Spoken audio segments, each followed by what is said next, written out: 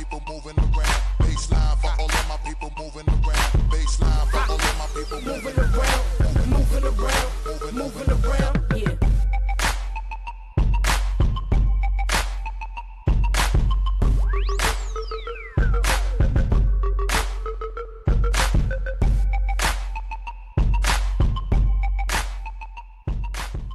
What is up, good people?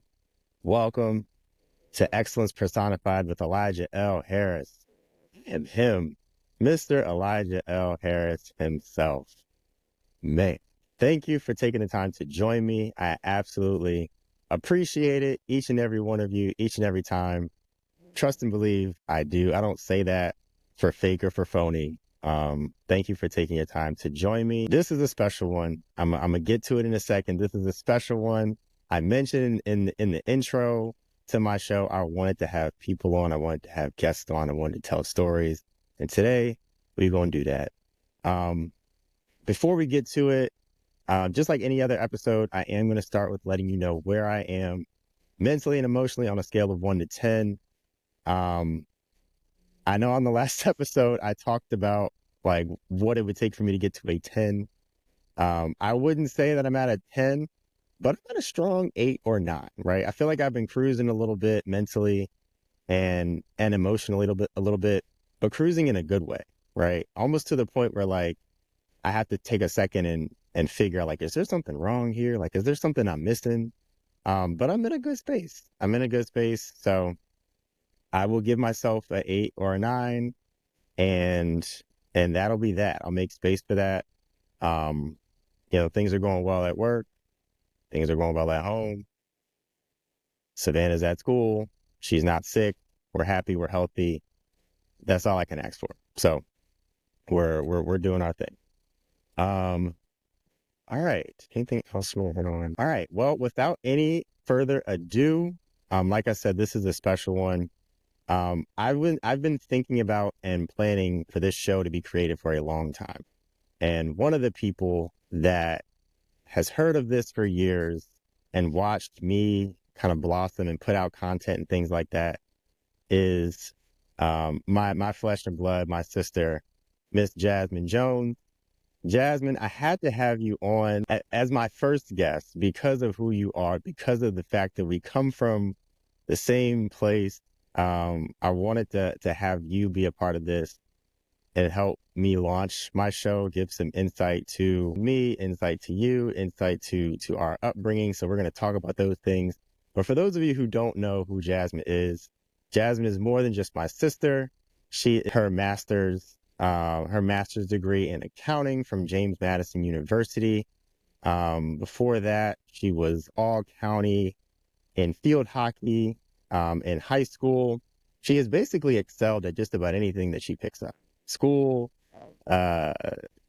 musically, she played instruments. She played the violin, the clarinet. She cheered for some time.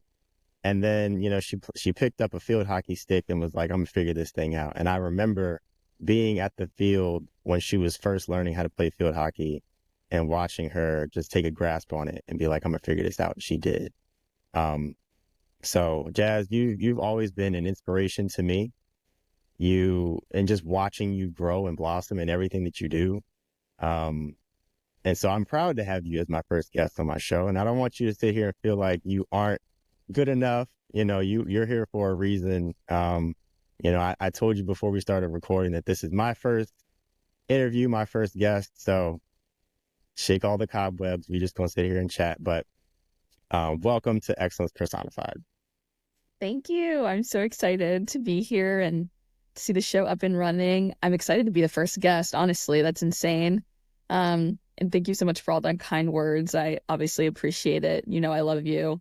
But thank you for having me. Sure. Get comfortable. All right. So obviously we come from the same cloth.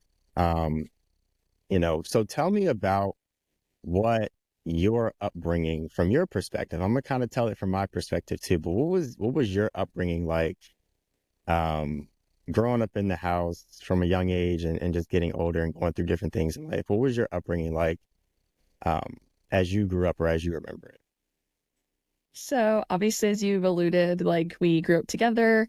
We're about 6.5, almost 7 years apart. So I wouldn't say we were like super close as siblings, especially when we were younger, because the age gap was just so stark. Like it would be elementary school and high school or something like that. So as much as I felt like, not like an only child, but I felt like I almost just went along for the ride with most of things. Like you were very involved in school and in extracurriculars. And so I was kind of just like the little tag along to like all the things. Um, I remember enjoying my childhood. I think I had a great time. I excelled in school. Like I didn't have any issues. I had friends and I did after school clubs and sports, and cheerleading was one of them, as you said. I think maybe in the house I was like quieter. Like I think it's just like a child. Like I was just there sometimes, you know? Um, Nothing too crazy. I think that you were a saving grace in the house for me. I looked up to you a lot. I thought you were really cool and had so many like friends, and I felt like you were like almost like the popular kid. Um, and so for a while I was just like, wow, like I hope when I get old, or I guess older, um, I hope that that's me. It wasn't, side note, but I thought just As like, you wow. froze. I was like, Can you hear you know me? what? Yeah, I can hear you. Can you hear me? Okay, you're back. Okay, I'll restart. I'll rewind. Yeah, you don't have to restart from the beginning. It's still recording. Oh, okay. So so yeah, you said you mentioned that you were kind of quiet sometimes and that you kind of went along for the ride, but that Mhm. you looked up to me and some of my experience and my friends and different things like that. Um, which was cool in hindsight. I think about that time, and you were along for the ride a little bit, and I felt bad, I would say, to some extent, because you were just there. And there were so many things happening, like with my games and practices and just like running around doing these things, travel basketball, and like all this stuff. You just had to roll. And it was just me, you, and mom. So it wasn't like you really had any options. So, um, so yeah, so I kind of felt bad to some extent eventually, like, you know, Jazz is just here.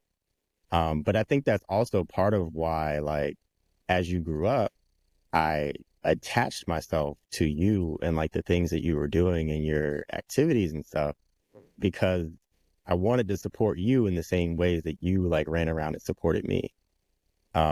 So although we had that age difference, it was like I want to be there for her just like she was for me, and like I'm super proud when she goes and does these things. And so it was really cool from my perspective getting a chance to see you. Um, And we I don't know if you remember, but we butted heads a little bit at the beginning too, Did because we? you used to get on my nerves and kind of be be in the way to some extent. But over time, like as you got older, I we kind of connected after a while. And and is there anything as you think back on your childhood that you feel like you were missing that maybe you wish you had as a young adult now looking back? Anything that you feel like maybe you were missing or that you wish you had done or experienced? Feel like as a younger sibling, since I got to go along for the ride of your life, which was obviously like 6 years ahead of me, I felt like I got to almost experience things that I never would have, or I never did in like my personal experience. So, as I said, like when I would go to your prom, like me and mom would volunteer for prom. Like that was so fun. Obviously, like I eventually went to prom when I got to high school, but it wasn't the same. And like the same, we went to the same high school, but the after proms were not as good as when I volunteered at the after prom. Like when I was in elementary school, being a volunteer at after prom, like at the movie theater, like I got to sit and see movies and eat snacks, and I was up late, and like that's just so much fun as a child, and it's still something I love to do now. Like I love the movies, I love staying up late. So things like that, I don't feel like I missed out on too much. Maybe one thing that I wish that I had in childhood was Mm, maybe like language, like learning a language. Like I wish now as a young adult, I wish that I had a second language, and it's much easier to learn new language when you're young. Like when you barely know your own first language, it's much easier than it is now for me to sit and try and learn French or Spanish or anything else. So I think a language would have been appreciated more. I feel like I got to do things I wanted. I did gymnastics, I did cheerleading. Like as I said, like I feel like I got to enjoy a lot of my childhood, even though I was a tag along. I feel like it enriched the experience. I mean, it's a different perspective. And I think, other people or other kids who follow behind an older sibling or have siblings, it's that same experience that you have it from different perspectives.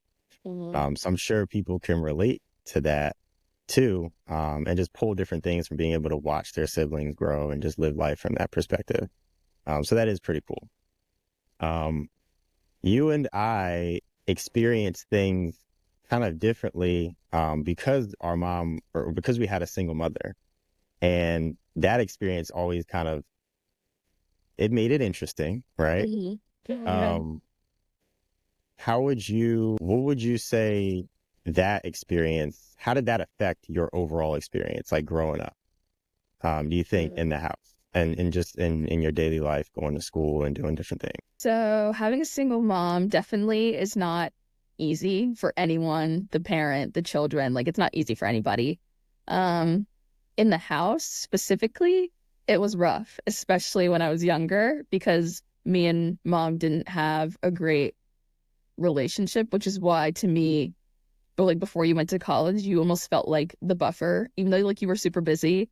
Like when you were home, it was like I didn't really like have to really think about my relationship with mom, but it was something that I was keenly aware of when you went to college, because then it was just me and mom in the house. So we couldn't, well, I mean, we could, but we didn't, thankfully, decide to like, will they, won't they, like back and forth animosity almost. Like, I think also just a mother-daughter relationship gets really interesting. Middle school time is really interesting, which is like how old I was when you went to college. So the dynamic in the house pre you going to college and post you going to college was very different.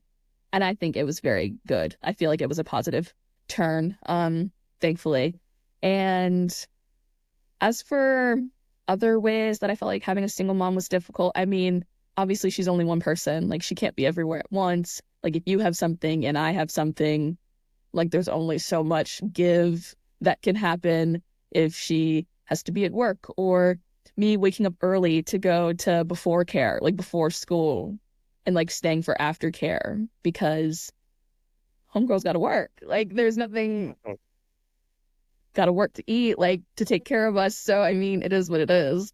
And there was a period of time where I didn't like having to wake up early and like going to school so early. But I eventually, like, you meet other kids there, you make friends there. I know like some of the caretakers there that were like watching over us were like so nice. I still remember some of them, and I wouldn't trade it now in hindsight for anything. It was very fun. And I think another thing though, as a child of a single parent though, I felt like there was never enough like time. Like obviously like her attention has to be split. There's two of us and she's working and like she has her own personal life outside of work and kids. And so sometimes I felt almost just by the wayside sometimes. Like when she would come home, I'd be like so excited and I'm so energetic when I was younger. And I think just exhaustion because it all falls on you as the single parent. I think sometimes that was a bit of like a bummer. And obviously I know she like tried her best and there's only so much you can do. But yeah, I think that might have been like one of the drawbacks. But I love mom and I know that she loves us. And I know that she gave it her best and there's no handbook to parenting, which is what she says. all of the time. And I bet you now understand that. And you'll understand it more as Savannah grows and all of that type of deal. 100% on the handbook to parenting not existing, not at all. Yeah. People try to write them, but there is no handbook. There's not. I think everything you said was pretty spot on. I think growing up for us, if I could speak for you in this instance, I guess, we always looked at mom as like the pinnacle, or just like that person that we look up to for everything, and the fact that like no matter what we needed, she was gonna make it happen. Whether she was tired or not, she was gonna make it happen. That type of thing. And that's all true. But at the same time, all the things that you mentioned before that maybe you experienced or were missing in that in that time, those things are also true. And there's no skirting around that. But it's a part of the experience. But it's not anything that we look down upon or are ungrateful about, because the experience is just different. But it defines a part of who we are, but not all of who we are. And we could take it and put it in our pocket and keep moving. So that's what we've both, I would say, been able to do, and be proud about it. Yeah. How did that experience, just growing up, or a lot of the things that you mentioned, how did that position you to start to pick up some of these things and step into who you are and have some success? How do you think that those experiences leaned into that for you? I definitely think that my childhood and my upbringing definitely positioned me in many ways.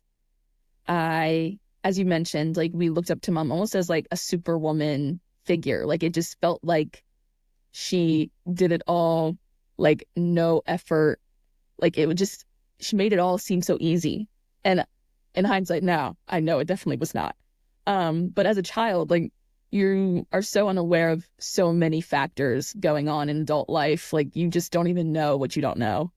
And so I think the independence that I feel, like, there isn't many times where I feel like I can't do things by myself. Now, maybe that leads to some like over independence or like hyper independence. Like, I take on too much maybe at times, but I think watching mom made me feel like I can do this. I'm a strong woman. I can be independent. Like, I don't need like the additional help sometimes. Like, I got it. Like, it almost gave me like an instilled sense of independence and confidence, which I think is really great. Especially like going into work and going to school and just throughout life. I think it's a great character trait to have. And in some ways, I think maybe just being like a girl or woman, I think childhood made me hyper aware and almost competitive in comparison to others. I think that women and girls fall into that more. And I think it has to do with like society and media and all of those types of things that play into that. But when I was younger, and even now, like, I am so hyper aware of other people and comparing myself to them, or people my age, people younger than me, people older than me. Like, it runs deep, is what I'll say. It runs deep. And it's hard to get out of that mindset sometimes. Like, even just celebrities, you'll see like up and coming celebrities of like my time, our time, and they'll be like going platinum or winning Grammys. And I like go online and I check their age, and I'm like, they are 3 years younger than me. Like, what have I done? Have I done anything, really? Because they're over here just the accolades. And it's sometimes in that way I'm like, Jasmin, like, be realistic. Like, you weren't even trying to do it anyway. Like, were you trying to get a Grammy? Like, no, but it just doesn't feel right. Like, the comparison, I would say, I think has started from childhood. I would even say that I compare myself to like you, or like when I was growing up being like, oh, well, like E was good like this, or E was known like this, and I felt that a lot in high school, especially because we went to the same high school. But I don't feel like it got out of hand. I feel like in some cases for siblings that go to the same school, there's like a lot of comparison between siblings, like whether it's from like the teachers or like other students that are aware, especially if you're in the school at the same time, which we weren't. But I think us not having the same last name helped that comparison not be emphasized all the time because people weren't aware of us being in the same family. So in that way, I was grateful. But in like the back of my head, internally for me, like I knew how you were like perceived or known in high school, from my perspective anyway. And so like when I was going through high school, that was like in the back of my head a lot. Yeah, you said a lot there. Sorry. And no, you're good. You're good. You touched on how like growing up a certain type of way put you in a place where you had to basically scrap and claw for visibility, respect, credibility. Like I am who I am, and I'm gonna step into this opportunity, and I'm gonna own it, just like my mom did, right? And then you also kind of talked about, living up to expectations and comparing yourself to the people that are around you. But what you said though, you mentioned like some of these people that earn these accolades, they're doing things that you aren't even trying to do. You're not even in really position to do.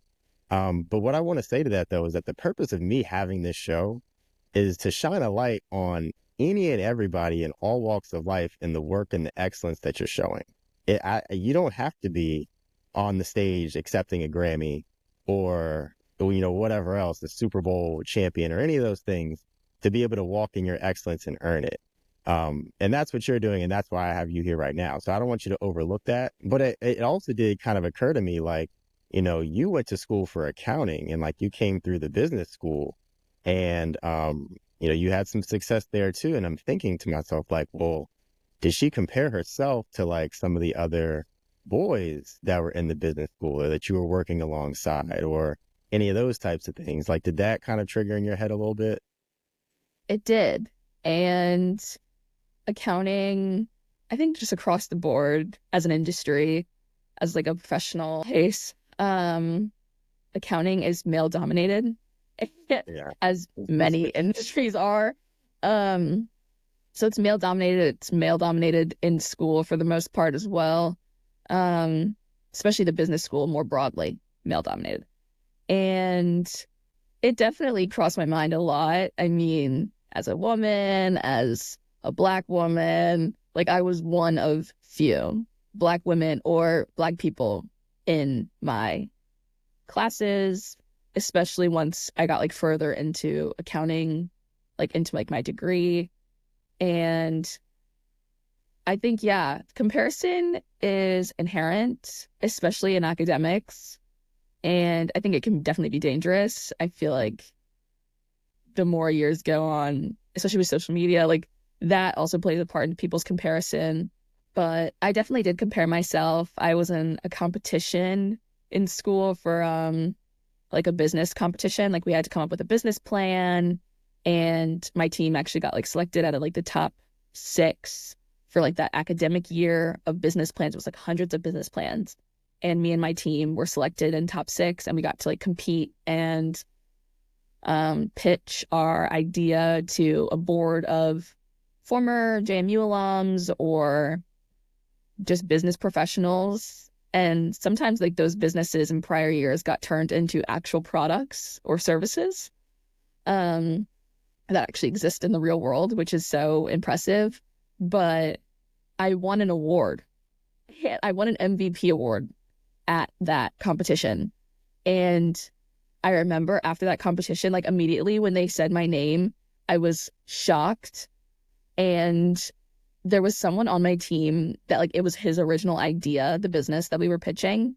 And I felt like I didn't really know what was going on. Like in the entire project, I felt like I did not understand. And I didn't really, my heart was not in this business. Like his heart was in this business. And when I won that award, I felt so guilty. Like I was shocked and I felt guilty. And I was like, no, like he should have won that award. And I feel like that was a moment of, I don't even know what word I would call it, but that moment was a turning point, because then I was like talking to mom. Mom came to the competition and she was like, you deserve it. Like, why do you feel like you don't deserve it? Like, what are you talking about? Like, you were great. Like, don't give away what other people see in you just because you don't see it. And so that was definitely a big moment in college for me, of comparing myself to others, men, as you mentioned specifically, that I was in classes with, but on my path to excellence. Like, I feel like that was a moment of excellence for me, and self-doubt almost took it away from me.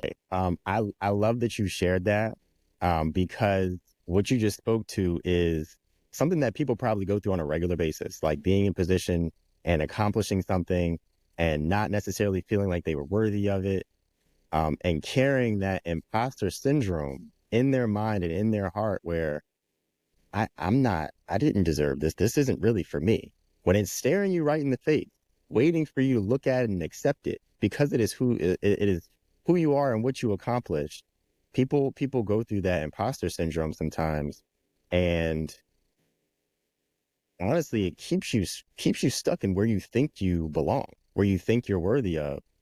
And that's just counterproductive to the people that we are, to the excellence that we carry and that we're ready to exude in these positions that we're already in. We're in these positions for a reason, right? You didn't give this award to yourself.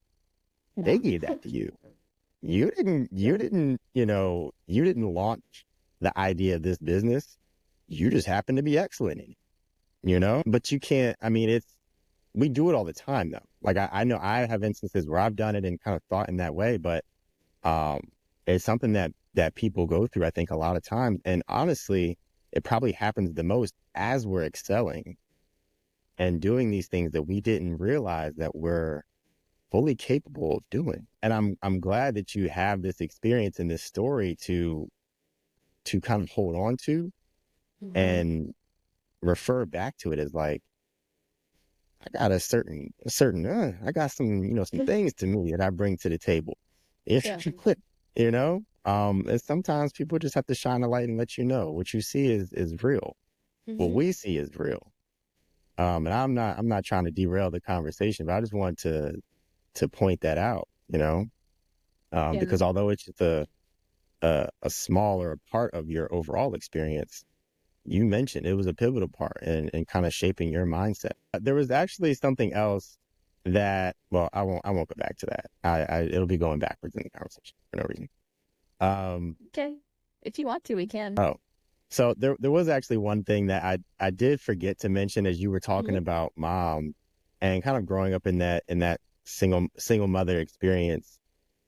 She always had this approach to life as like, if you can make it happen, make it happen. Don't rely on these people; they might let you down.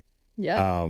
And I even remember, a quote that she used to say a lot is, at least to me, she would say, "Neither a borrower nor a lender be." She ever said that to you? I don't think About she really money? ever said No? that to me. No. When she watches and hears this, she's gonna laugh. Neither a borrower nor a lender be. And that comes from a place of pain. That comes from a place of lending a little bit too far and stretching yourself out in ways where maybe you couldn't afford, at least to be let down. But that was just something that came to mind as we were talking about mom. Yeah. But what I want to ask you though, just like kind of going off that, is as you went through school and are kind of embarking on young adulthood now, how have you opened yourself up to being able to accept or receive help? Can you think about how that has kind of like evolved a little bit for you? Because mom would say these things, but then she would also be like, well, use your resources and lean on the people next to you. So it's a little bit of a contradicting approach, a little bit. But how have you like opened yourself up to resources and help and things like that? Yes, I think definitely as you get older, you realize, and as I said earlier, when I was talking about that independence and confidence. I said, like, it teeters a line. The overconfidence teeters when you think you can take it all on your own and you really can't. As you said about mom lending too much when maybe you shouldn't have. But like, accepting help has been a process for sure. As you get older, like the challenges and the hurdles seemingly get higher. And therefore, you need someone's help and assistance to make it over the hurdle. I feel like in work or just in any aspect of life, the hurdles essentially require you to have someone else to get you over it. Whether it's like my job, let's take that for instance, the job that I'm about to start in October.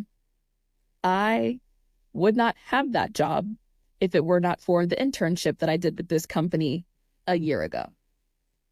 To get that internship with this company, I had joined a club in college and they were accepting, like they were a professional club on campus. And he, like the man that ran it, his name is Charles May, and he was like one of the people on like the board of the people that ran the club. And he had reached out to me and he's like, I know you're an accounting major. Like these are some like the applications that like I had like my feelers out. And these are some like the companies that are looking for interns. Like you can apply, blah, blah, blah, blah, blah. And so I applied to this internship for this company, and Charles May personally endorsed my application. And I got the internship. Like I got interviews, I interviewed, I got the internship, and now I have a full-time job starting in a month. And it all started because I went to this club that mom encouraged me to go to, of course. I put myself out on a limb. And is there a possibility that like I could have gotten the internship on my own? Yes.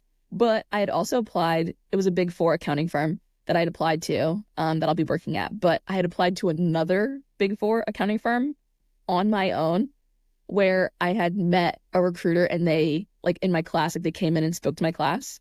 I met a recruiter, and they thought that I would have like a really good application. Tell me why I applied for the job. Never heard back. Didn't even get an interview. And so in ways like that, like maybe I could have gotten this job on my own, but look how much smoother it went when I asked for help. It went so much smoother, and I'm so grateful. And now I get to have more contacts. Charles May, I never would have met him if I didn't go join that club, and then he helped me get my job. And there's just more people that make like the journey to success, excellence, just a little bit sweeter. Like it's not as fun. Well, I won't say it's not as fun when you're on your own.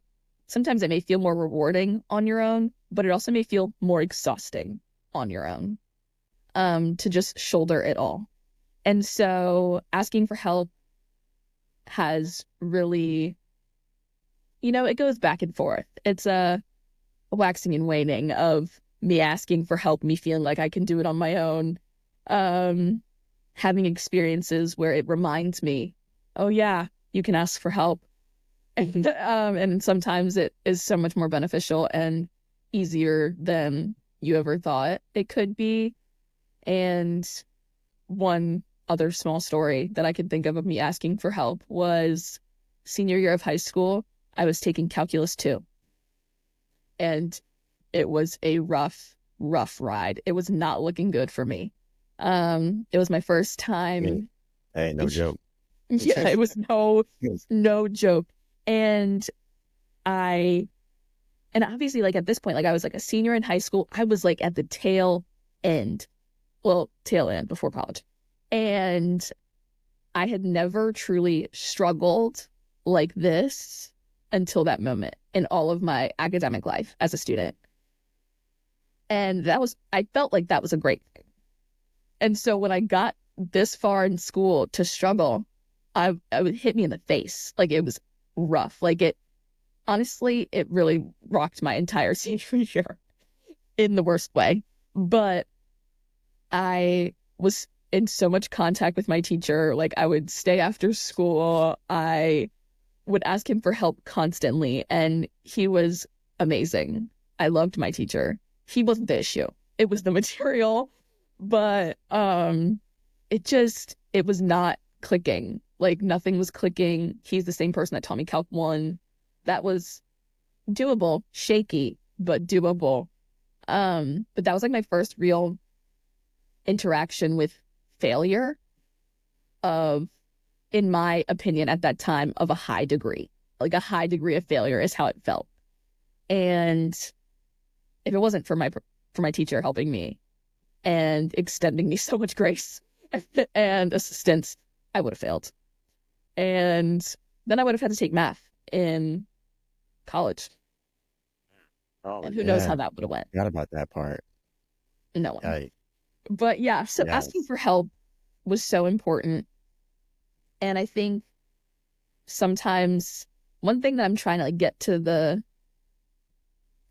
the place of and get in the habit of is asking for help before everything I had worked for is burnt to the ground. Like, not waiting for the collapse to ask for help is my new goal for myself. It's real. But sometimes you got to go through things collapsing and trying to tape it together and pick up the pieces before you realize, like, this might be avoidable if I approached it a little bit differently in the first place. Yeah, but I mean, but I think school, like, and the experience in school is just a microcosm of life as a whole, and like having these challenges and having to approach them a certain way, and knowing that in these things that we're embarking on, we might not know how to do certain things. So I commend you for being able to do that. This show right here that we're sitting and talking on, if it weren't for a couple people that I have in my circles, I wouldn't be sitting here talking to you right now. And understanding that, like, and honestly, as I think back on your experience and how you're kind of speaking to just how you watch mom and everything, you have the ability to do it on your own if you want or if you need to. But now you're developing the skill to where you can reach out, and the awareness where you can reach out and ask for help and know that it doesn't make you any less of a person trying to do the same thing that you were trying to do by yourself in the first place. It don't change anything. It just might make it a little bit easier. Yeah. So yeah, keep it in your back pocket as a superpower, being able to ask for help, but also figure some things out on your own if you need to. Yes. So it's definitely a balance. It's a balance. Yeah. So now that you're kind of branching out of school and into young adulthood, I'll call it, how is your mindset changing as you're approaching, your new job and being in real life, quote unquote? How is your mindset changing, or is there anything that has surprised you to this point about adulthood compared to what you might have thought it was as a kid, or just any challenges that you might be expecting? Oh, young adulthood. That's a marker, isn't it? I honestly referred to myself as a baby adult or like a new adult, even though I'm 23. Like, a new adult in some people's mind might mean legal, like 18. But to me, a new adult is probably fresh out of college. Like, that 20, whatever age you are when you get out of college, 20 to 21 age range, early 20s, really.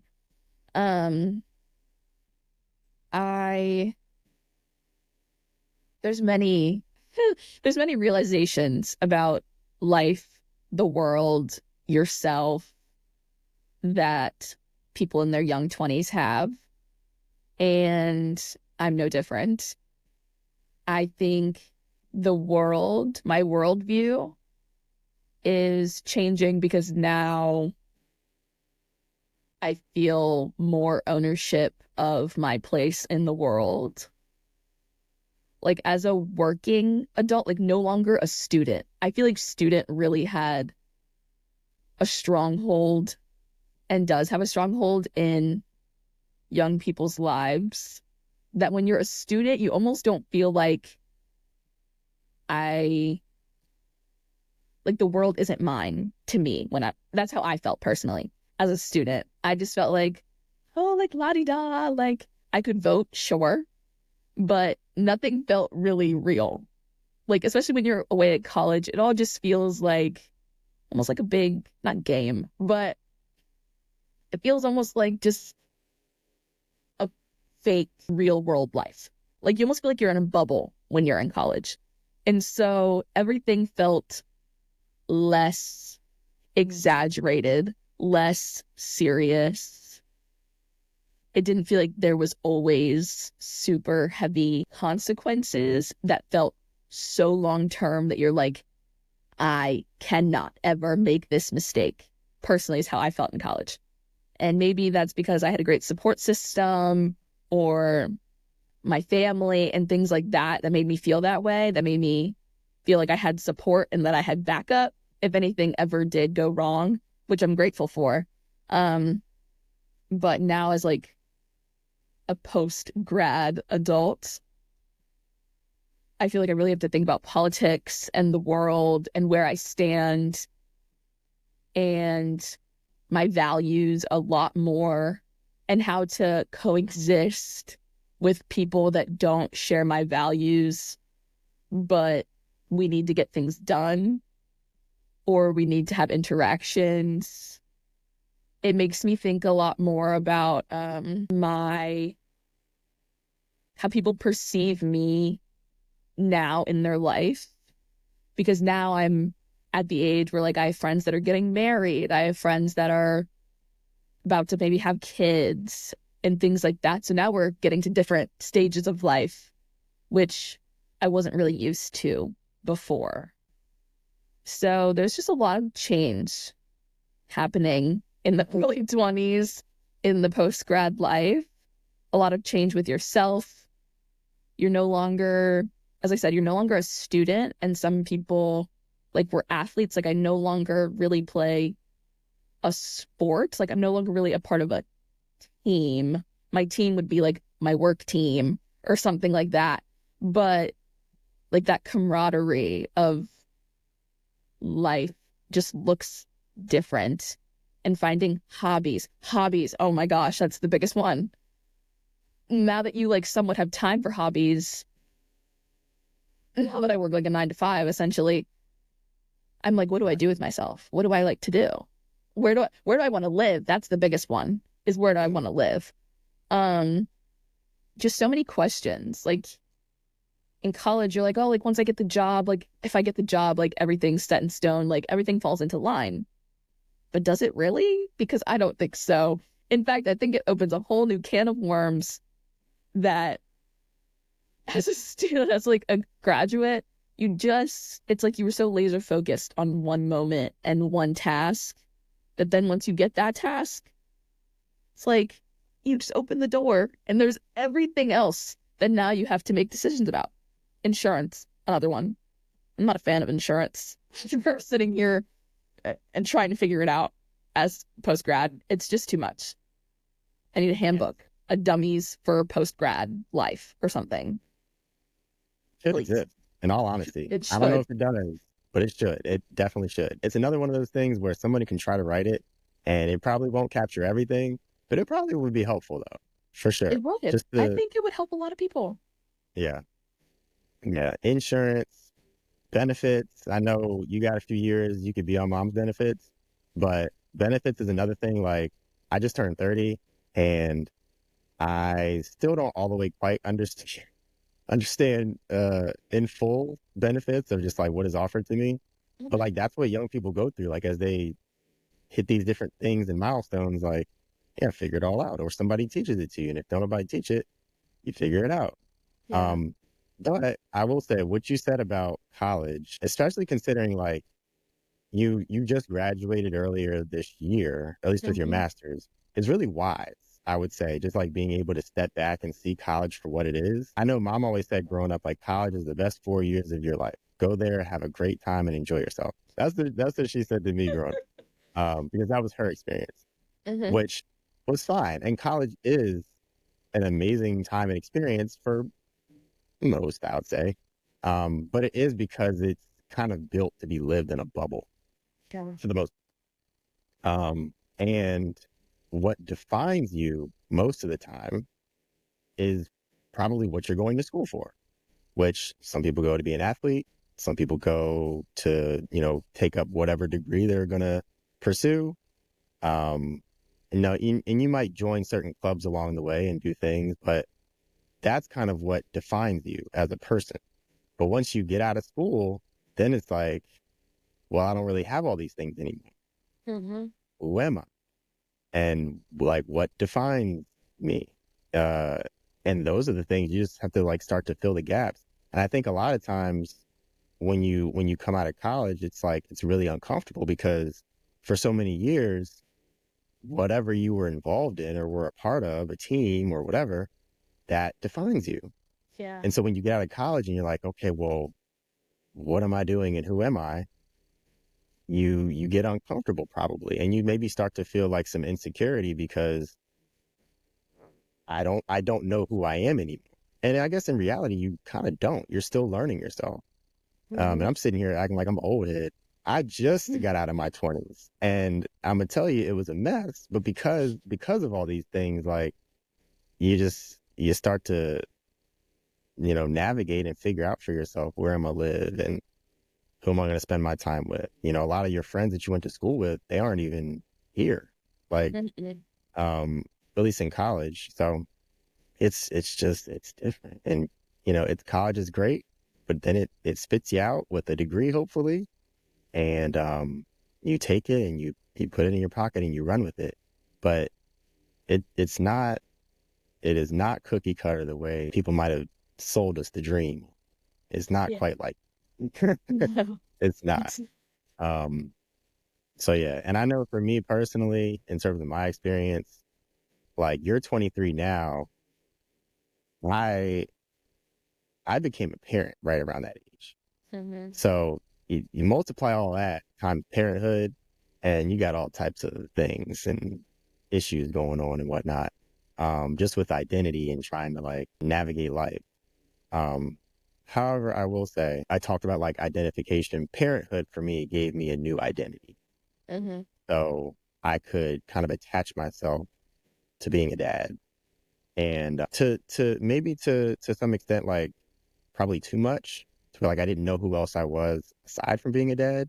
Yeah. But that gave me something that I could put my life toward, put my time and energy and like reason for living towards was parenthood, to be honest. But yeah, anything you want to say to that? I have another question.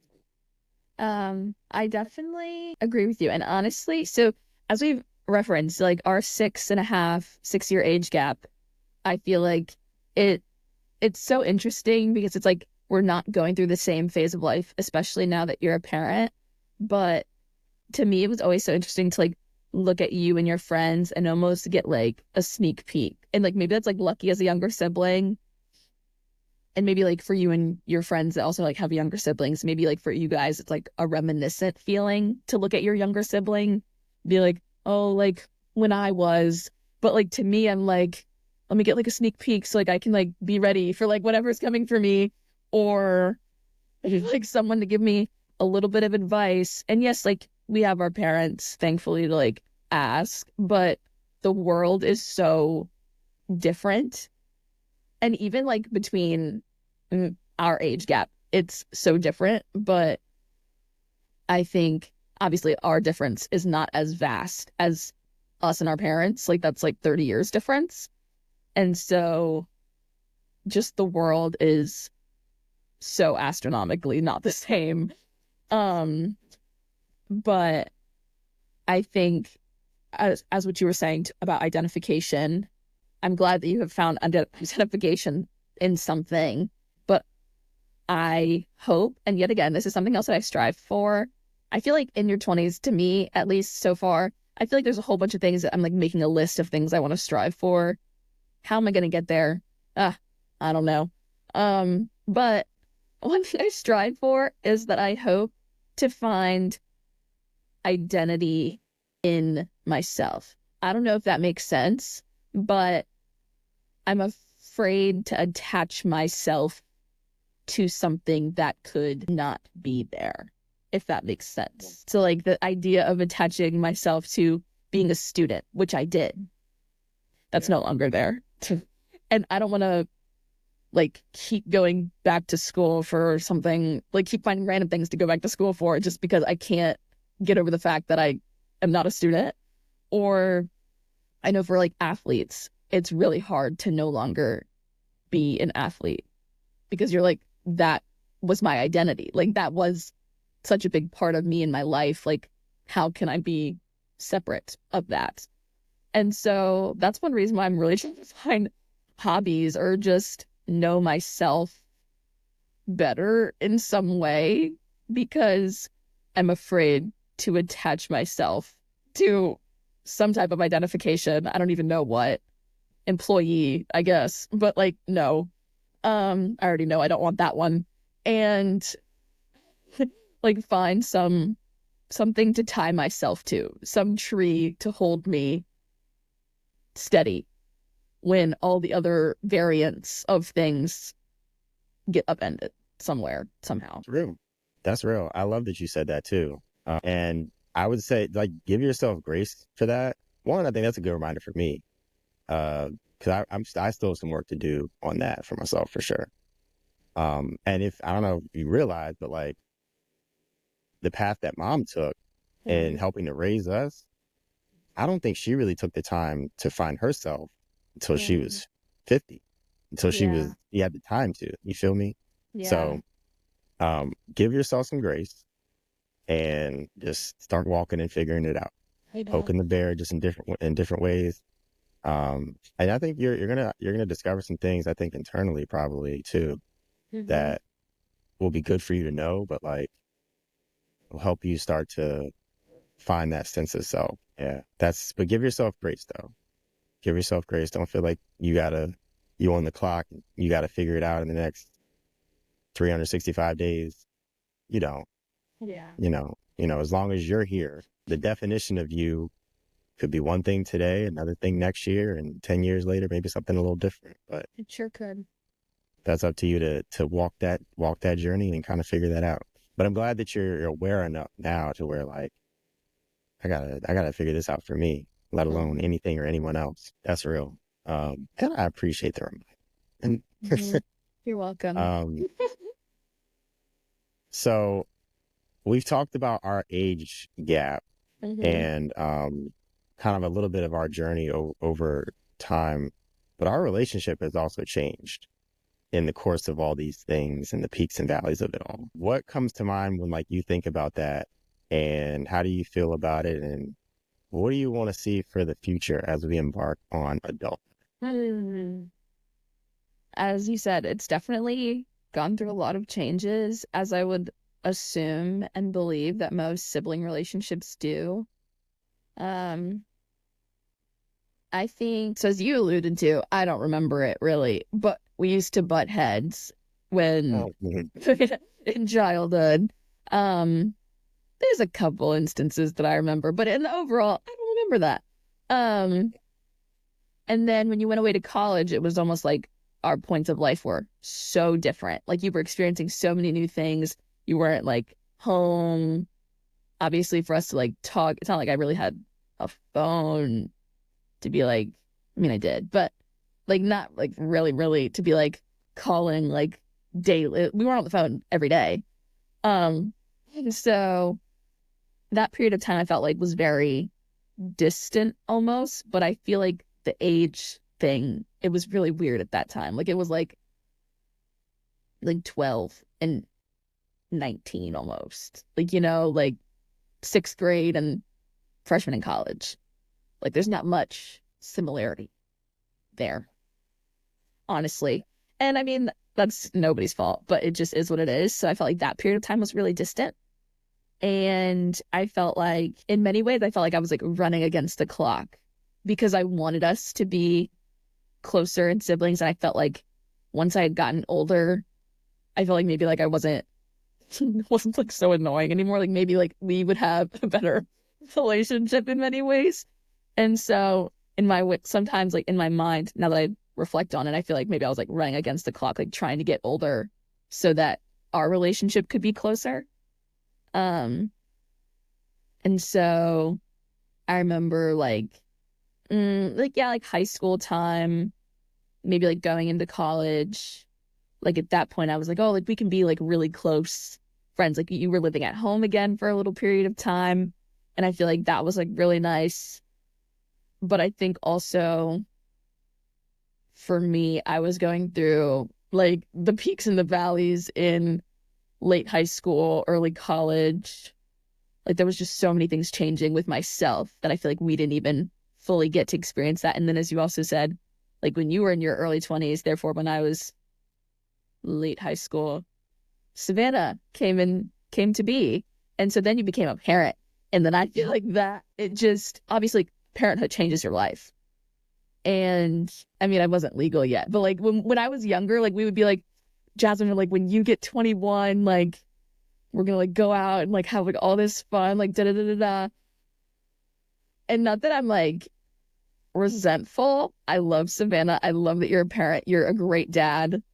And maybe I wouldn't have even wanted to by the time I turned 21. Like it was so far away at the time, but like we had spoken about it. And then I think yet again, now we are at such different stages of our life again. And I don't think that we're distant. I definitely think we're closer now than we were at the original distant than we are. No, I think we're closer now in this period, even though our life stages are so different than we were when our life stages were different previously. I think. I would think so. Because I feel like our understanding of the world is more aligned, even though our life stages are at different places. Like I feel like we could have real conversations now that like we couldn't have had then because I was a child. And so in many ways, I'm grateful that our relationship has grown. It's definitely ebbed and flowed. I think that's very common. Where do I want to see it? I want to see it, if not the same as now, I want to see it better. More real conversations, more in the know of each other's lives. I feel like right now everybody's in the know of my life. All I'm doing is studying for my CPA and about to start a job. Like that, I feel like every time somebody asks me, that's the story of my life right now. Just waking up every day, studying, on the grind. Like that's it. Waiting until I start a job. But reading books when I get the hot chance to. But yeah, just being more, I think maybe just being more intentional, which I think is also something that I've realized since college. Now that like the bubble is gone, like all of your friends disperse and you have to start being more intentional about your relationships with your friends, with your family, because it's not, oh, like the proximity, like, oh, I'm going to see you every day. Like I'm going to be up to date on everything because I see you all the time. And that's something that I'm adjusting to, but that's something that I want in our relationship now that I'm even more aware. It's definitely something I figured would happen after college was over, but knowing it's going to happen and feeling the shift is very different.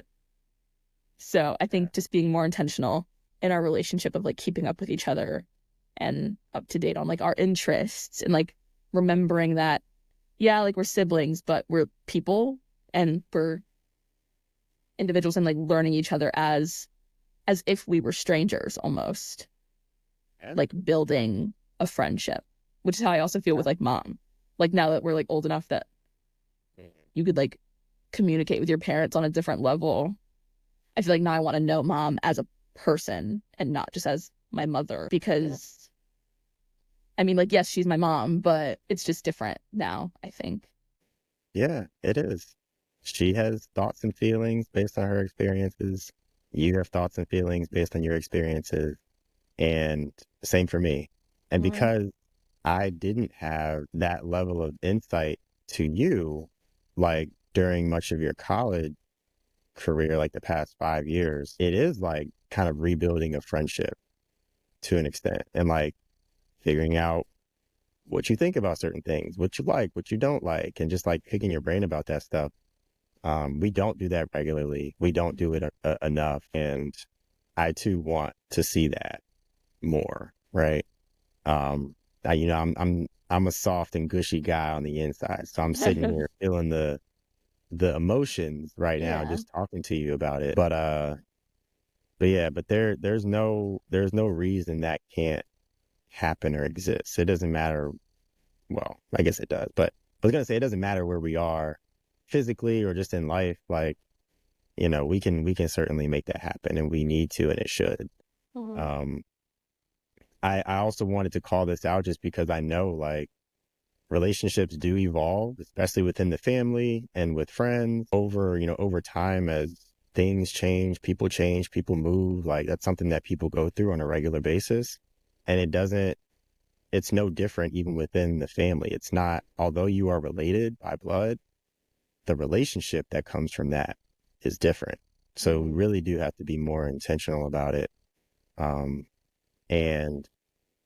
we're able to look back on our experience growing up and think about the connection that we've always had. Yeah. And I think that's the part that I think we both tie a knot to as we think back on like each other and our connection. But we do have to be more intentional about like just staying connected and knowing more about each of us. I think getting to know you all over again is going to be so refreshing. Like, I don't know, it's a little, so we talk about this perspective thing. This other thing for me, Mhm. in our family, there aren't a ton of people in my generation. So all this No. time I've been waiting for like you or any of our cousins to get older so like I can be old with y'all. Mhm. And now that y'all are getting older, one, it's a little bit surreal to be honest with you. But two, we still have to be intentional about like, connecting and talking and just, checking on each other and stuff like that. But we do have plenty of time and space, I would say, to do it. It just looks different because life is different. But Mhm. I definitely want the same thing as what you said for us too. So we gotta make We do. We gotta make it we happen. gotta Gotta make put it that. into action. Yeah. All right. To round it out, Yeah. is there one thing that you are most proud of about yourself in who you are, not just what you've accomplished, but like just who you are as a person? I think I'm just overall proud of my evolution as a person. As I've said, like a lot of change happens in college, and I think I think about a lot of things. I'm very in my head, but so I have like a lot of thoughts running like at all times. But I would say all of those thoughts have made me very reflective and have allowed me to evolve as a person, as a friend, as a daughter, as a sister in many ways. And I think I'm the most proud of that. Like there are moments in my life that I can see great things, and there are moments in my life that I can see places where I could have done better, my shortcomings. And I think being able to look it in the eye, identify it, but not harp on it too much, I think is probably my favorite thing that I love most about myself, that I'm most proud of. And I think sometimes like I almost wish, and I don't know if this is a good or a bad thing, but sometimes I almost wish that the shortcomings that I've had, I wish that the people that were involved in those shortcomings of mine could meet me now and could know my perspective of that now, as a different person. And maybe that's just like I want you to know I'm better, or like, I don't even know. But I think in some ways also I've grown to the point where I'm like, I could apologize now when I couldn't apologize then, or when I didn't feel like I had to apologize then, or I felt like I had no reason to. But now in some spaces, some moments, I can see where I was in the wrong. you know, and where I could go back and give those apologies, not that they need them, not that they're expecting them, but almost just as like a reminder to me of this is how far you've come. Like you don't do that anymore. You're not like that anymore. But things like that. I think that's what I'm the most proud of. Love that. I love that. We call that growth around here. Yeah. Being able to have to self-reflect and be self-aware of like things that we could have done better in the past, or, you know, how we can approach things going forward. Man, that hit me. That hit me. I really appreciate hearing that from you. Unfortunately, though, sometimes we can't go back and catch the people that we hurt along the way, Nope. or change their mind about us, or any of those things. You know, that's a part of life too. But, you know, you take it for what it is, and you move forward and be better from it. I know I mentioned I'm wrapping up. There was one other thing that I did want to touch on with you that I skipped over. Okay. And it's your journey in your mental health and how it has risen and fallen through all of the things that you've been a part of and been able to accomplish.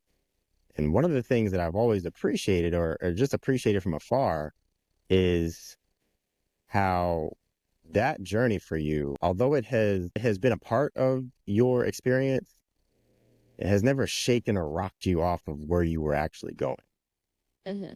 Can you speak to what that experience was like for you? Just like, you know, battling your own inner demons as you like embark upon certain things in your life?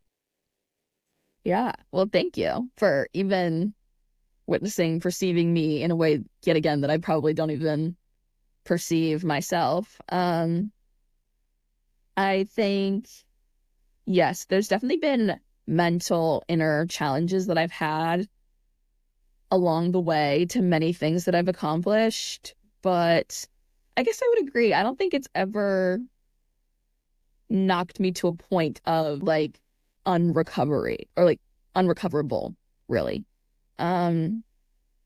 Which is always my goal personally. I'm okay taking setbacks as long as I can recover. And so I think mentally, as I said, like academics for me had such a hold on me, and I identified with being a student and I identified with being a good one. And that got me into some tricky mental spaces, because when I wasn't succeeding in school, or like I was getting grades lower than I thought that I should be, or comparing myself to the student next to me, it definitely changed how I viewed myself as a person, which wasn't always great. And so sometimes like my mind wasn't a great space to be in, but I knew, and like one thing that Dad had always said to me was, as long as you're trying your best. And now like Mom also says that. And so like, as long as you're trying your best, like that's good enough. And so I almost like start saying it as like a mantra. I spent a semester of trying to decenter academics from my life. Honestly, probably more like a year. Trying to decenter academics from my life and from my perception of myself.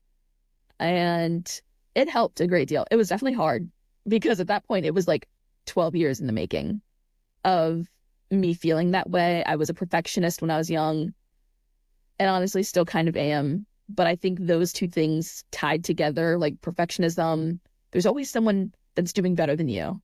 There really is. And sometimes that can be a great thing. Then you have like something to strive for, someone to push you. But it can also be a bad thing if you're always like, I could have done better. Like, I'm not doing enough. Like, and I was falling into that trap.